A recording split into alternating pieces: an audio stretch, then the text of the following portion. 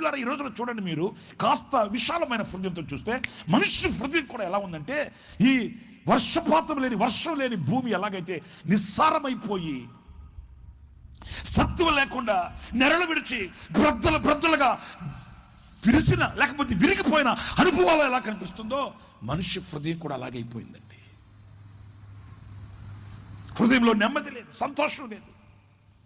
సంపాదించుకొని, కూడగట్టుకొని, మూటగట్టుకొని ఓ 4 తరాలకు మిగలబెట్టుకుంటున్నప్పటికీ ఏదో గుప్పుడు గుండెకు సమాధానం, శాంతి, ఆనందం లేని పరిస్థితుల్లో ఏదో జీవితాన్ని యాంత్రికంగా గడుపుకుంటున్న అనుభవాలు కనిపిస్తున్నాయండి. నెరలు విడిచిన భూమిలాగా బ్రద్దలై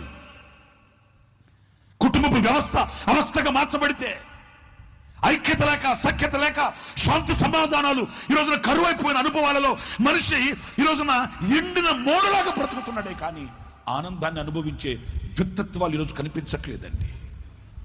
నేను ఇలాగ మాట్లాడుతున్నానని మీరు మరోలో భావించవలసిన అవసరం లేదు.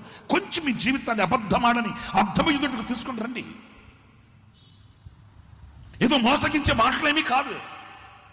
చరిత్ర గ్రంథాలలో వ్రాయబడిన ఆ చరిత్రల్ని ఈరోజు నేనేమి మీకు ప్రకటించట్లేదు. మన నిజ జీవితంలో అనుభవిస్తున్న సత్యాన్ని సరిచేసుకోవడానికి నిలబడదాం. ఇప్పటికే ఇంతకాలం అనుభవించిన క్షోభ చాలు, ఇంతకాలం మనం కార్చిన కన్నీళ్లు చాలు, ఇంతకాలం మనం అనుభవించిన క్షోభ చాలు. ఇక్కడైనా అబద్ధమాడని అర్థమైంది నిలబడి మన జీవితాన్ని సరిచేసుకోవడానికి దేవుడు అనుగ్రహించిన శ్రేష్టమైన సమయాన్ని సద్వినియోగం చేసుకుంటే, నా ప్రియమైన సహోదరులారా, ఈ రోజున ఫలభరితంగా, ఆశీర్వాదకరంగా నీరు కట్టిన తోట వలె పచ్చగా ఉండవలసిన, సారవంతంగా ఉండవలసిన హృదయపు అనుభవాలు ఈ రోజున అలాగ లేవు. మనిషి కాఠిన్యముతో నింపబడి, కఠినాత్ముడై, రాక్షసత్వం కలిగి, మానవత్వాన్ని కోల్పోయి, ప్రేమ అనురాగాలకి దూరంగా నిలిచి ఈ రోజున అనురాగాన్ని పండించవలసిన హృదయం, మరలా రిపీట్ చేస్తున్నా, అనురాగాన్ని పండించవలసిన హృదయం ఈ రోజున విషపు ఛాయలు కలిగి కనిపిస్తుందండి. ఎవరు మార్చగలుగుతారు ఈ హృదయాన్ని? ఎవరు హృదయాన్ని తీర్చిదిద్దగలుగుతారు? రాక్షసత్వంతో పనవేసుకుని ఈ హృదయానికి అనురాగాన్ని నేర్పగలిగిన వాడెవడు? కాఠిన్యమై కత్తిని చేతబట్టిన, రక్తాన్ని వలికించే ఈ హృదయానికి ప్రేమను చూపించి, అనురాగాన్ని చూపించి, సమాజంలో విలువ కలిగిన వ్యక్తిగా మనిషిని నిలబెట్టగలిగిన దైవత్వం ఎక్కడో?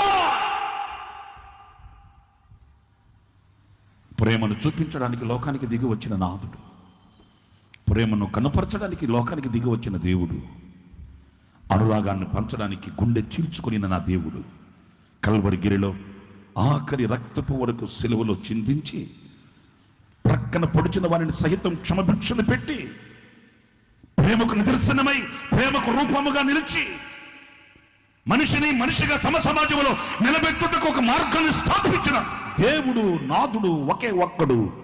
ఆయన పేరే నజరేయుడైన యేసు. ఎందుకు యేసయ్యను ఆరాధన చేయాలి?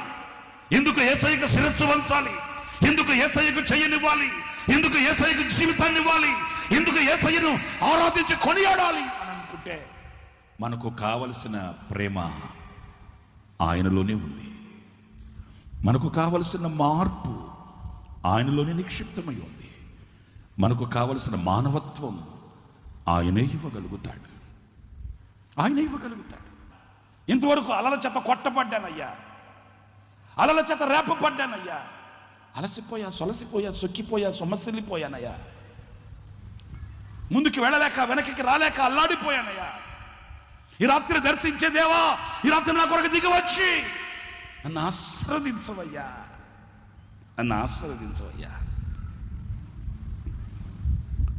ఇదిగో నా జీవితాన్ని నీకు అప్పగించుకుంటున్నాను. లోకం వైపు చూశాను, లోకం వైపు పరుగులు తీశాను. ఈ రాత్రి నీ వైపు తిరుగుతున్నాను. నా చేతిని పట్టుకునవయ్యా. ఈ రాత్రిని అర్పణతో కూడిన ప్రార్థన చేయగలిగితే, ఆనాడు హన్నాని దర్శించిన దేవుడు, హన్నను ఆశీర్వదించిన దేవుడు నిశ్చయముగా ఈ రాత్రి నిన్ను దీవించుగాక. నా దేవుడు నీ చేతిని పట్టుకొనును గాక. నిశ్చయముగా నా దేవుడు మిమ్మల్ని ఫలభరితముగా మార్చును గాక. ఆయన దర్శిస్తాడు.